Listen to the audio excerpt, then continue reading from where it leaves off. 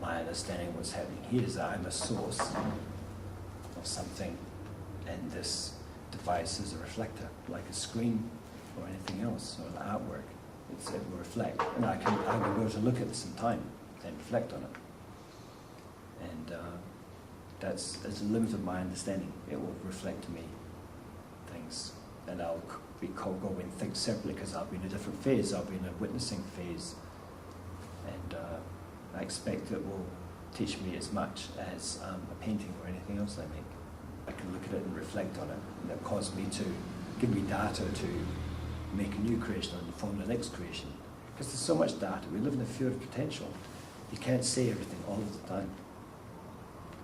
And so this allows me to, what aspect of the field of potential that I'm focusing on, this allows me to tidy up my thinking about that and see how well it's been expressed. There's a lag between the creation, you make the creation, and you reflect on it. And your brain reorganizes itself differently in the meantime. And new information will come. I can't remember how many times I've made or said or done things, and it just hasn't been clear. It's been perfectly clear when I've said it. I think I've said things perfectly clearly. And we've all had that experience, I'm sure. And I think it's obvious, and it's not very obvious at all. And so that's kind of a central piece for me. Well, Thanks, God.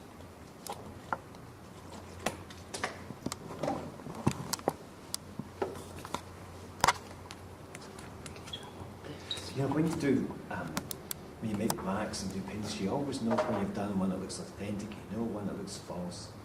And I'm only aware at the moment of just still projecting a false interface, you know. It's guarded. Next piece I want to talk about is inspired by, I've sort of moved away from field notes and thinking, what if all this lovely philosophy linked up to utilitarian formats like staff manuals, by extension, what if all this lovely philosophy was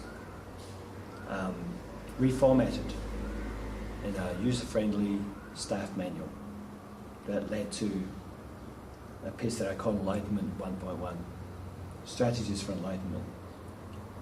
And it's a little investigation into binary code. Binary code, by definition, means two. And how does that sit with the notion that there's only one of everything? And so binary code, we know, uses a series of ones and zeros to describe things, everything. And one of my favorite researchers or favorite sources is Edward Tufte, who emphasizes the need to be really, really accurate in the way we portray things. It occurred to me that this 1-0 notion can be transferred into human terms. We talk about love and fear. And I've had so many people talking about, I'm really working on my fear. And I'm already accustomed to thinking this is nonsense. You can't work on fear. Fear is a non-thing. It means you've made a choice to not have love. It means you've chosen no light. You can't get rid of something that's not real. So it's an indication that something's gone wrong, that there's an absence. So instead of 1 and 0, I have a phrase from Vedanta on this page, which you'll see. And the phrase Vedanta is, there is but one and no other. So I'm linking these ideas up. So 1 and 0, not real. You'd have to take all the zeros out, leave the ones in, and that would be an accurate portrayal. And as soon as you do that, it becomes obvious that there's only one value, not two. There is only one value, and the absence of that value. So in human terms, as I say on the piece, if hunger is the absence of food, and the way to fix it is to receive something, and if fear is the absence of love, then the solution is to receive love. I have a piece that features 100 toasters, and I'm doing it for fun as much as anything, but it's a way to quantify the fact that humans can interact with an incredibly small amount of the information in creation. Just on matter alone, 95%, 98% of the matter in the universe is invisible to humans. Dark matter is undetectable by us, so we can't interact with it. And that's to say nothing of the rest of the electromagnetic spectrum. So you've got matter at one end, and then you have sound, and then you have light, and you have ultraviolet light, and then you get radio frequencies and a whole lot of other stuff. And we don't detect that because we don't have senses, we don't have receptors for it. But it's here, it's all here. So you quickly get the idea of where we are is in a field of potential, and that all of this stuff's all going on all of the time. If you knew all of it, you'd probably go nuts. But I have to wonder then, if someone like Vincent van Gogh, his gate of perception was nudged in one direction or another, and he was able to discern some of those energetic things that are going on. I really have to wonder about some of that. And if he had someone else around him at the time who understood a bit more physics, or, wrong place, wrong time. But we know from physics, the thing, if you know a thing is there, you can see it. You have a chance to see it. But if you're working on an assumption it's just not there, then you won't enter your consciousness. So it's an interesting time for humans to be around. It'll be interesting to see. There are many records of sages in India or anywhere else, actually in the West, a number in the West, mystics in the West, who have a very much wider range of perception. And they're able to actually perceive the unifying aspect, or the subtle aspect, or the celestial aspect behind things. There are many records of people who tell us that the first wave of perception they have is this is all the same stuff. It's like light, and it's all infused, it's all just one stuff, it's like made out of the same stuff. Their first perception is there's one substance, and the second perception is that objects are separate. And they have this perception because of the choices that they make in their thoughts. So, I've done this piece with 100 toasters, prosaic object. It became a strategy I realized I have to use. How to take this really big idea of a 12th dimension and how to relate it to things that people already know, at the scale that they already know. If I can do that, I'll be successful. If I can use ordinary objects to help people understand these much bigger concepts, that'd be cool.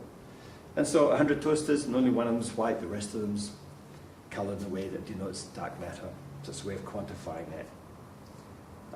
And the choice of toasters just because it's funny and a prosaic object. I would always want to be authentic. If I make a painting, I want to be authentic. If I speak, I want to be authentic. Through my research, I became aware that what we take for being a solid object is actually a surface, really only a surface projection. It's a hologram. And I wanted to demonstrate, I wanted people to become accustomed to the idea that ordinary objects around you every day are there as the result of quantum mechanical processes. Little tiny, tiny filaments of light that pop in and out of existence. Everything is popping in and out of existence all of the time. And I find that a fascinating idea. It's never always completely here, and it's never always completely gone. Beyond the atoms, there's subatomic particles. Beyond subatomic particles, there's little photons of light, and they're identical. There's no difference between them. Somewhere else, the arrangement of chair, the arrangement of the molecules, the information that is arranged somewhere else. So it's just a way to remind people that we live in a quantum universe in spite of the surface. And if you take us being solid, it's actually a surface. And to be reminded of that beautiful depth, those beautiful processes that are going on in a much deeper level of creation. So this is what constitutes celestial vision in the higher states of consciousness, as mentioned in Vedanta. It's possible to become aware of that level, because at some level you are that. And you have imagined the object. So the next piece I want to talk about is, I'm just calling 3-in-1 nature. It's a common theme in Vedanta or Indian philosophy about the 3-in-1 nature of consciousness. So this is this piece about trying to conceptualize how this might what it might be, what the relationships are between these, what the three aspects of consciousness are, and then how would you portray that in 2 dimensions. We know from the Christianity, the Trinity, Father, Son, Holy Spirit, and if I did understand the Holy Spirit's job description, I had a look at Vedanta, and they have Rishi Devata Chandas. You think they would talk to each other a bit more, you know, sort the stuff out. Rishi Devata Chandas, known process of knowing, so the relationship between them. And so I wanted to do a piece that expressed this relationship. So in this piece, there was a nagging thing in my head about me and we. It's been in my head for a long time. Me and we, and how similar those words are, and how even similar the forms are. And in my head, I see them mirrored on top of each other. And this has been in my head for a long time. And then it occurred to me, if I draw an isometric cube itself is an amazing thing. That you can make 4-dimensional, 3-dimensional information on 2 dimensions. I find that fascinating. You can do that. You can apply 3 dimensions in a 2-dimensional format by deleting information, by making shadows. Shadows means you're deleting light by varying degrees, and by deleting that, you can create drama, you can create dimensions. And so I combined them, and in this piece you will see, read correctly in a circular fashion, it says me, we, 3-in-1 nature of creation. I had finished this piece, and one of the tutors came to me and said, you know what this reminds me of? Muhammad Ali, go YouTube, Muhammad Ali, Stanford University. And he was giving a talk to graduates at the law school. Muhammad Ali had been given up to this time given over to occasionally resorting to doggerel poems, and I'd rather think on this occasion he just finished his talk and told them all how important it was to get an education, that he hadn't had one, and he thought they should stick to it, and that's good, and he'd get his fee and he'd go home. But at the end of this talk, one of the students, I'm inclined to think perhaps a little provocatively, asked him, give us one of your poems. And so he thought for a minute, and he said, me, we, to standing ovation, which moved me to tears at the time. I thought that was sweet. The professor at that university pointed out that there's a publication that lists the shortest poems in the world, and the previous one had 3 words in it, and this one has 2, so this is the new record. So I was very impressed with that, and I've marked it. I made a mark and noted it on the piece, that this is only 3 characters, and there's 2 dimensions, and the characters are virtual mirrors of each other. And I thought that's a really buttoned down way to make a 12-dimensional statement. So I was very impressed with that. So that's that one. Yeah, I'm happy with that one. Next piece involves a large spiral motif and a white cow. Again, in the style of field notes, where my topic is consciousness. I'm taking one aspect that physicists tell us about the universe, 12th-dimensional universe. My symbol, 12th dimension, the most expanded state of awareness. How could you conceive of making 12 dimensions out of this one material? In 3 dimensions, this world, how would you do it? And it dawned on me that in Vedanta, I seem to remember there's some mention of some god, I forget the name, saying, I fold back on myself to make the world. And it occurred to me that if you had a long strip of paper, and it would be a really great thing to do in a workshop with kids or anyone else, give them a piece of paper and say, make 12 rooms out of this, make 12 spaces, and see how much fun they have with that. By rolling it up, making this spiral, you could put objects between these spaces and they wouldn't see or interact with each other, but it's still one material. So that gave me a concept of how you could do that. And it becomes a piece and also becomes a field note in the sense that it gives me ideas about making a sculpture So can people actually experience this, actually walk down this trail, and then have to think about what's at the end of it. But it's a way to conceive of it, so I'm happy with it.